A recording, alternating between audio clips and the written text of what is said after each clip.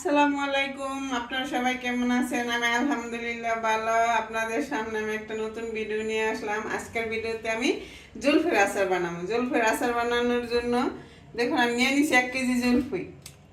1 KG জলফি ধুয়ে মুইয়া পরিষ্কার করে আর নিয়ে নিছি রসুন, কাঁচামরিচ আর হচ্ছে কালো সর্ষে। আর নিয়ে নিছি পাঁচফোড়ন আর শুকনো মরিচ।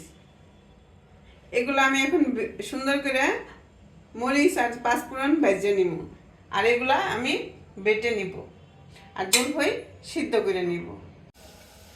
জলফই সিদ্ধ করার জন্য আমি পানি দিছি, দেখুন পানি বলকায় গেছে। আমি দিয়ে দিব 1 চামচ হলুদ আর দিয়ে দিব একটু স্বাদ মতো লবণ।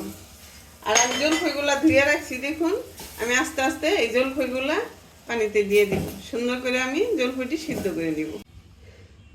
আমি আচারটা এখন বানাই নিব। আচারটা বানাইতে বেশি একটা সময় লাগে না, কিন্তু আচারটা জিনিসপত্র তৈরি করতে অনেকটা সময় লাগে, ভাজো বাটো। তা এখন আমি আচারটা বানানোর জন্য দেখুন একটা প্যান বসাইছি, দিয়ে দিলাম আমি কিছু সরষের তেল। আর এই যে আমি রসুন আর কাঁচামরিচ আর সরিষা বাটতে রাখছিলাম, দিয়ে দিলাম এগুলো আমি দিয়ে দিলাম। কারণ রসুনটা দিলে আচারটা নষ্ট হয় না, রসুনটা আর আচারটা অনেক ভালো থাকে। আর এখন আমি দিয়ে দিব একটু শুকনো মরিচের গুঁড়া আর দিয়ে দিব একটু হলুদ।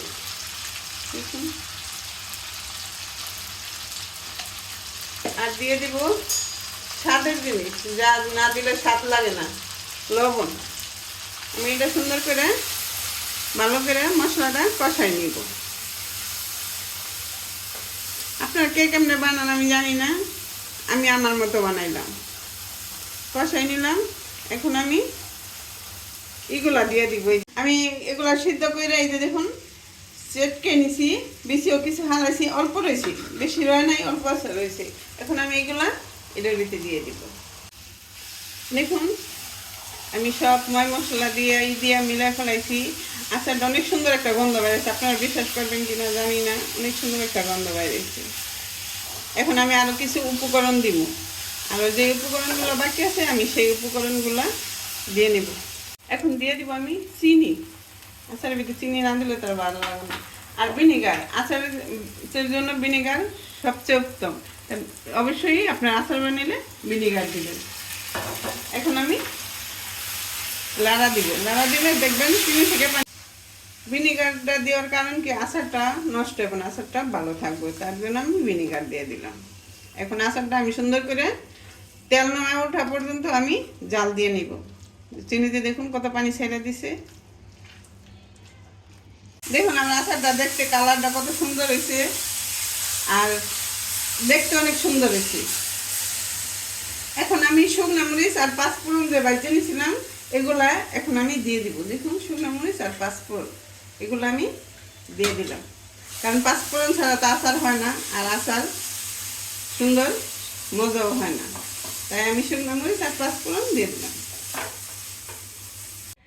আমার আচারটা বানানো শেষ। দেখুন আমার আচারটা খুব মজা হয়েছে, আপনারা বিশ্বাস করবেন কিনা জানি না, আচারটা খুব মজা হয়েছে।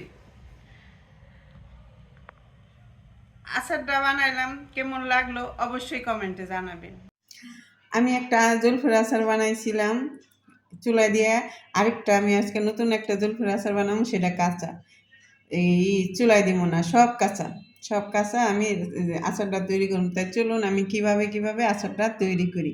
ফার্স্টে দেখুন আমি জলফই নিয়েছি, জলফইটি কুচি কুচি করে কাটতে আমি একটু লবণ দিয়ে মেখে নিয়েছি। দেখুন এখন কি সুন্দর ফুটা হয়ে গেছে, কি সুন্দর হয়েছে। এখন আমি সর্ষে, কাঁচামরিচ আর রসুন আমি বেটে নিছি, দিয়ে দিলাম এগুলা। আর দিয়ে দিব আমি মরিচের ফাঁকি, একটু ঝাল দিব তাই একটু বেশি দিয়ে দিলাম। এখন দিয়ে দিব আমি হলুদের ফাঁকি, আর দিব আমি ভিনেগার।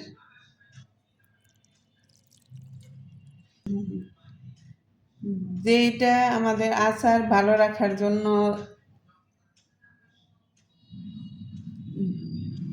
ভালো রাখবো তার জন্য আমরা ভিনেগারটা দিয়ে দিলাম।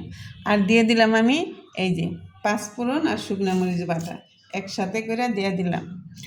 আর দিয়ে দিব কিছু আমার ঘরের বানানো মশলা, আমার ঘরের তৈরি নানান পদ মিলিয়ে একটা মশলা তৈরি করছি, দিয়ে দিলাম আমি মশলাটা। আর আমি সাথে দিয়ে দিব মিষ্টির জন্য সামান্য একটু চিনি, টক জাল মিষ্টি তো, তাই আমি একটু চিনি দিয়ে দিব। আর লবণটা দিই নেই, লবণটা সর্ষের সাথে আমি বেটে নিছি, তাই আমি লবণটা দিলাম না। এখন আমি সব উপকরণ একসাথে মিশিয়ে নিব।